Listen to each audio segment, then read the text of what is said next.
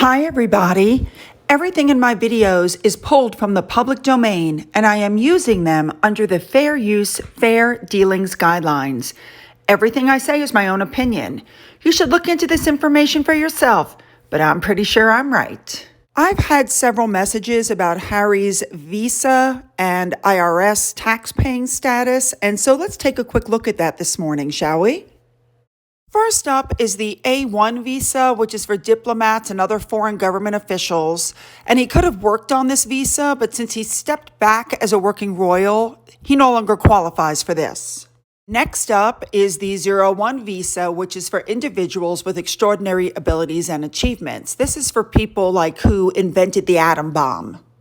This is for people who have shown extraordinary ability in sciences and arts and education, but one of the things listed is also athletics, and since he invented the Invictus Games, he might qualify under that.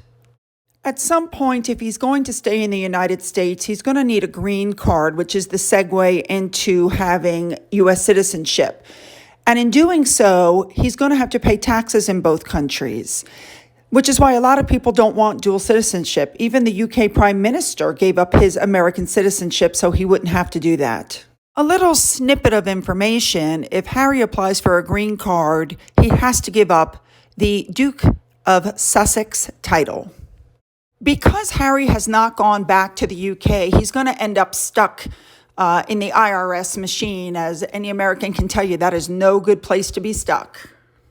They entered the United States in March after doing a runner from Canada. I'm not sure why the date of May 7th was used, since it was obvious that they entered the United States in March. But as of May 7th, on Monday, November 23rd, Harry had been in the United States for a minimum of 151 days. If he reaches 183 days, he is legally liable to pay taxes.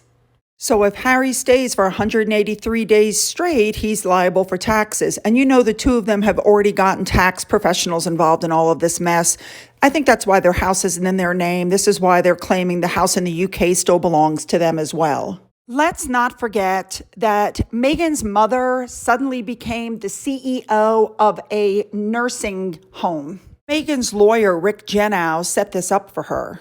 He is listed as the CEO, the secretary, and the CFO, the chief financial officer. That just reeks of tax evasion to me. And let's not forget the big tax deduction they're going to get for the, air quoting here, contribution they made to the funding in the UK to repay the taxpayers. In the meantime, they're going to have to pay taxes on the money that they got from Netflix. They're going to have to pay taxes on the money that Harry got for his speech last March. They're going to have to pay a lot of taxes. Many people are saying that Harry's going to try to get an out, saying that basically he was trapped here because of the way the world shut down, and he's not really a resident of the United States. Something interesting in this article, under the UK-US treaty, is he could take what's called a tiebreaker position, which basically insinuates that he's more tied to the UK than the United States. I don't know how that tiebreaker will work for him, since he is employed by Netflix, which is a United States company, and he's living in a house in California. So for those of you who are not American, let me just let you know that we pay state and federal taxes, and the rates per state differ, and it also differs by income. So this is the 2020 California state annual tax rate.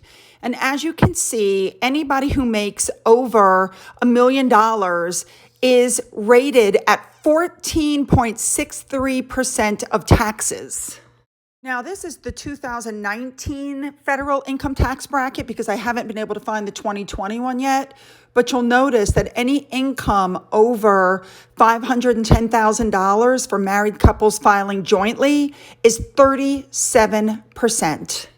So in other words, their taxable income is at 50%. So if they made $30 million, they have to pay $15 million in taxes, unless, of course, they come up with a lot of tax deductions. Have they found tax deductions? I'm pretty sure they have. just like the contribution they made to the sovereign grant. That's going to be a 2 point whatever million tax deduction. The fact that their house is not in their name, it's in a company name. These two are very savvy and are already looking for ways to bunk the IRS. But let me tell you something. When you fight the IRS, as any American knows, the IRS is going to win every time.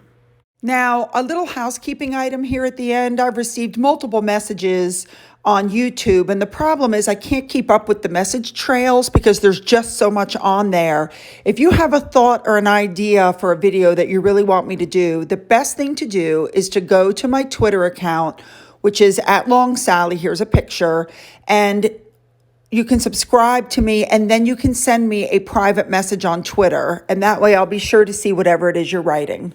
So what do you guys think is going to happen here? Do you think he's going to apply for a green card, stay in the United States, and give up his royal titles? Do you think he'll do it after the titles get pulled by the Queen? How much are they paying in taxes? This will all come out eventually. Until then, leave me your thoughts and comments below. And as always, have a great day.